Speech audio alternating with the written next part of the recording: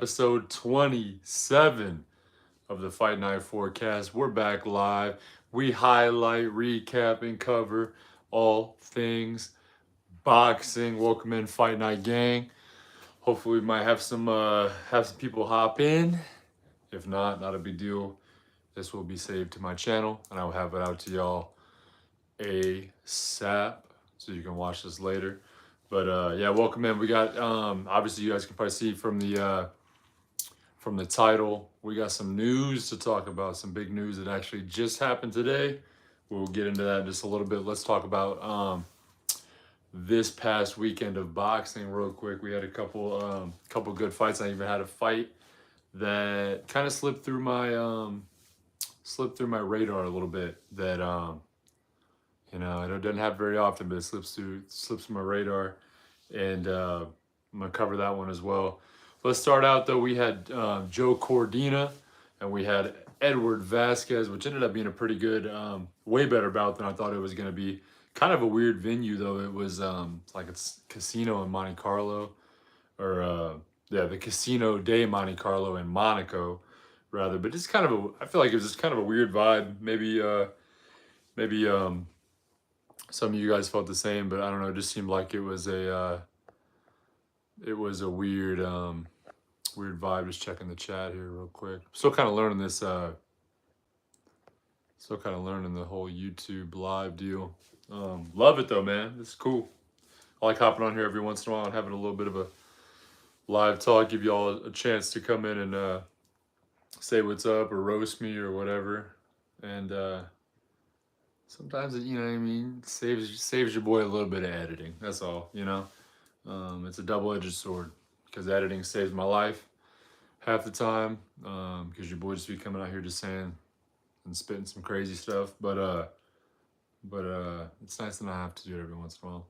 But anyway, Cordina, Vasquez, much better fight than I thought it was going to be. Cordina looked razor sharp. I still believe Cordina is one of the best 130 pounders that we have right now. Obviously up there with Navarrete.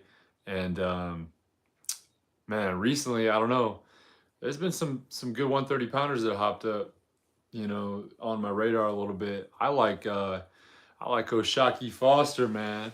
Dude's a dog. Yeah, man. I mean, obviously at 130, you still got what's his name in the mix?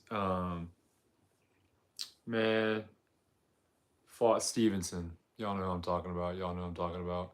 Valdez, Oscar Valdez. He's obviously still up in there too in the 130 talks. But yeah, man, I don't know. But nonetheless, it ended up being a majority decision. One judge had it a draw. I think the other two judges had it 116, 112 for Joe Cordina. I do believe Cordina won the fight. I think he looked sharper. I will say that I feel like Vasquez was maybe the busier fighter. Definitely had the pressure on his side as well. He was pushing a lot of pressure. I did like that. Also, at the end, he was kind of upset. You could tell he's a little visibly upset. I think he kind of walked off, didn't shake Cordina's hand, nothing. But he thought he might have won that, which, you could argue the case that he did pretty well, and he definitely did a lot better than I thought he was going to. But yeah, ultimately though, Cordina won. Cordina took it. But yeah, I think that definitely sets up some bigger fights for Vasquez in the future. So yeah, I'm here for it. So let's move on though. We had F.A. Ajagba. He fought Joe Goodall. And of course, Ajagba is kind of coming back from a stretch of pretty much a rough patch since the Sanchez fight. I think he, in a lot of ways, was / maybe kind of is on the chopping block with Top Rank a little bit. You know what I mean? Maybe slightly on the edge of, losing his deal or whatever. I don't know. I'm not sure all the intricacies of that, but he was kind of on a skid there for a minute. But I think he's won his last 3 fights, I want to say, but his last fight before this one was a disqualification win against that, that Zan Kosabuski or whatever his name is. That was from the low blows and all that. So he had that win. So like, yeah, he's bouncing back, but he's kind of fighting lower level, lower name talent. I think they're patting that record back up, building him back up. I think he's 30 or 31 now. So he's kind of having the heat put on him a little bit to perform. So I think he had a good knockout win. I think that I'm not sure what their plans are. I think maybe it's time to up that talent level to again just a little bit. I know that the fight with Sanchez was kind of a blowout, a unanimous decision, but I like a Jogba, man. I think that we can't just judge him off of that one fight that he has.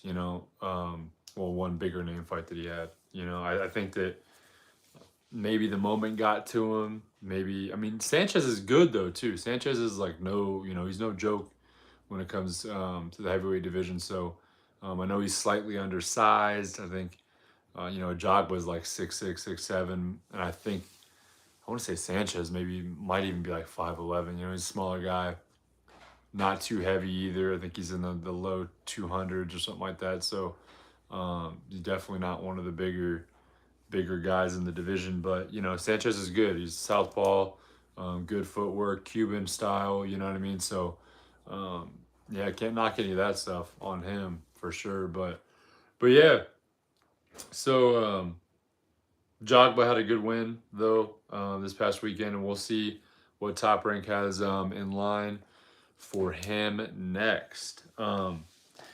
The fight that kind of went under my radar a little bit was that Raymond Murataya fight with Diego. Who was that? Diego Torres, and yeah, that fight slipped on my radar. I totally forgot about that. I didn't cover it. Didn't cover it in the last fight. Raymond Murataya is a dog, man.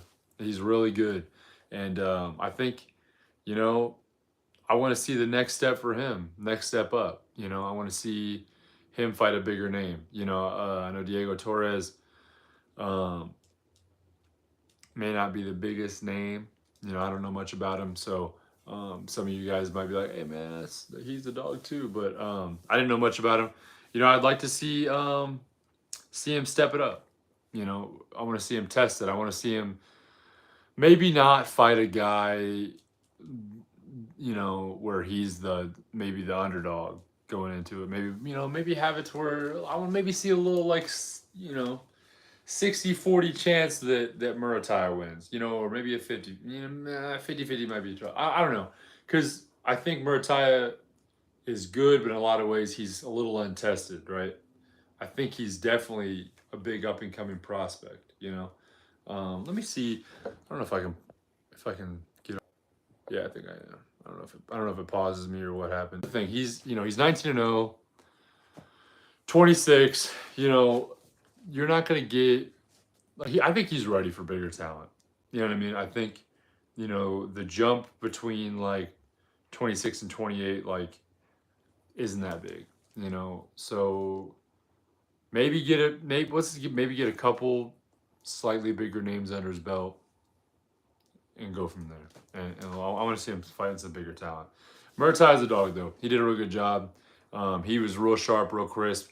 Had a knockout in the 8th round of Diego Torres. Ref called it. Didn't like what he seen. Sorry, not seed. But yeah, didn't like what he had seen and called it. So yeah, thought it was a good bout though. And honestly, a decent little weekend of boxing, man. And I called that last week. I said it was going to be, maybe not the biggest of names, but I said that it was going to surprise you. And I had a good time watching the bouts this week. I think every bout was pretty good. So not too crazy much upcoming this week. Not really going to go into anything too heavy in detail, but yeah. Obviously we got some decent dates coming up in the next couple weeks. November 16th, we have Stevenson and De Los Santos. That's going to be a big bout. You know, down a little further down, you know, we got on the 25th, we have Benavidez and Andrade. More on that, and that's going to be the co-features on that's going to be Charlo and Jose Benavidez Jr. So that's going to be big too. That's going to make for some good press conferences with all those guys. Those guys are going to be heated, baby. You know, so yeah, pretty hyped on all that. Let's go into a few announcements real quick, and we'll start with. I know some of y'all are not gonna like it, but it is what it is. Jake Paul has announced his next bout. He's fighting Andre August. He's a pro 10-1 out of Texas. This is what y'all want to see, man. This is what I want to see, right? This is what everybody, all the Jake Paul haters want to see. You know, they're if you watch the show regularly, you know my feelings about Jake Paul. I think he's good for the sport. You know, I think he really is putting in the work, and he's getting better and better every fight he's coming out. I know he had his loss to Tommy Fury, but you know, I'm here for it, man. He very easily, you know, could have just hung it up, right? Lost to Tommy Fury, like, nah, I'm good, man. I'm out. I'm out of the game, you know. But he's still choosing to live the lifestyle. He's training hard. He's working hard. He's getting better. He's really in this. He's done a lot of good things for the fight game so far, and yeah, man, I'm here for it. You know, so he's fighting Andre August. That's coming up. I want to say December. Can't remember what the date was. It was just announced though, December 15th, maybe something like that, somewhere around there. But yeah, he's gonna. I think he's gonna be tested again. I don't know much about August. I know he's a little older. I want to say 30, between like 30 and 35 or something like that. So, but I think he's 35 because people were complaining that he's out of his prime, of course. No matter who Jake Paul is going to fight, y'all are going to complain about it. Jake Paul could fight Canelo, and you guys would be like, well, it's Canelo, you know, Canelo not on Cinco de Mayo weekend. You know what I mean? So people will always find a reason to complain about whatever the case may be. But, you know, there's a lot of boxers that are still in their prime or fighting above their prime at 35, you know. So I'm fine with it. I think this is a great step in the right direction. Jake, I hope you come ready, and you know, I hope that you know, this only enhances your career further. You know what I mean? So I'm here for it. But let's get into the big announcement that was just made today, hours ago actually, and the title of the live is of it. We had Terence Crawford get stripped of the IBF belt. Now, you guys that maybe don't watch boxing as much, we obviously had the big Spence Crawford fight back in July, and he is a newly undisputed champion. Here's the problem: the IBF is, I believe, one of the strictest sanctioning bodies when it comes to defending your title against mandatories. And I think Boots had been the mandatory for a grip for a long time, and still hasn't had his title bout, you know. So they are very strict on that, and I believe I was reading into it a little bit earlier while I was at work, and you know, it seemed like they had talks in August, or they gave the 30 days in August, and the deal with Boots was supposed to be made by the 24th of September, and it didn't happen. I think they took the whole 30 days.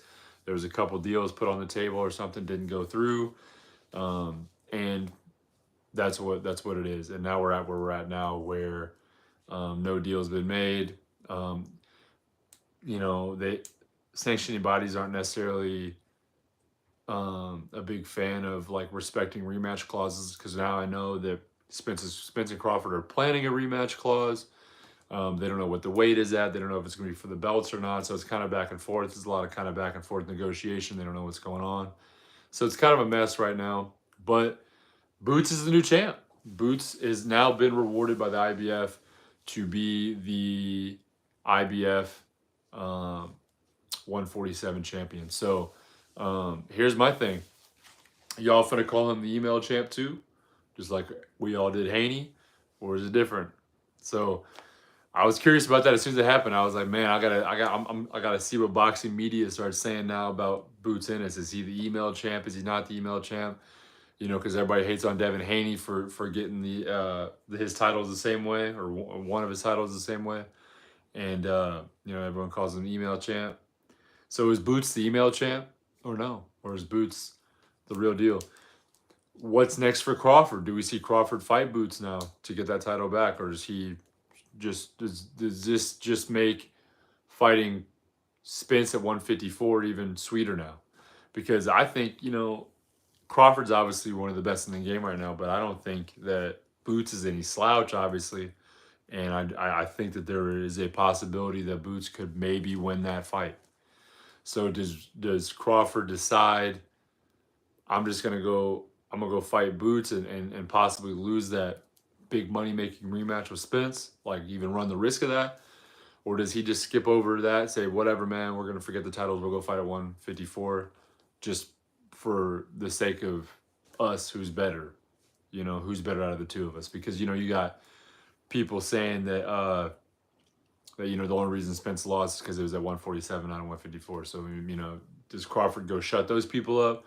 Does Crawford fight Ennis and then go fight Spence? Does he go fight Spence at 147 for just 3 of the belts? I don't know. We're gonna have to see. And before long, if nothing happens with that, Boots is gonna have to defend his title against a mandatory. You know what I mean? So, kind of an interesting spot to be in. You know, and 147 stacked. You know what I mean, in a lot of ways. So, you know, there's a lot of guys that are be itching to get that opportunity. You know, and because really, outside of Spence and Crawford, I think Boots is definitely the next best fighter in that entire division. You know, so. But there's definitely some matchups to be made, man, for sure. 147, you know, I could see, you know, maybe I could see Barrios challenging, especially after that good win that he just had off of Ugas. You know, I could see Thurman sliding in, trying to get a shot. I don't know. I know. Yeah, there's some good names that could slide in. So, but yeah, I don't know. We're gonna have to just kind of see how everything plays out. But nonetheless, yeah, Jaron Boots Ennis is your new IBF 147-pound champion. Is it by email though? Let me know what y'all think in the comments below. Let me know what you think. You know, is he gonna be respected at 147 as that champion, or are people gonna hate? You know, we'll see.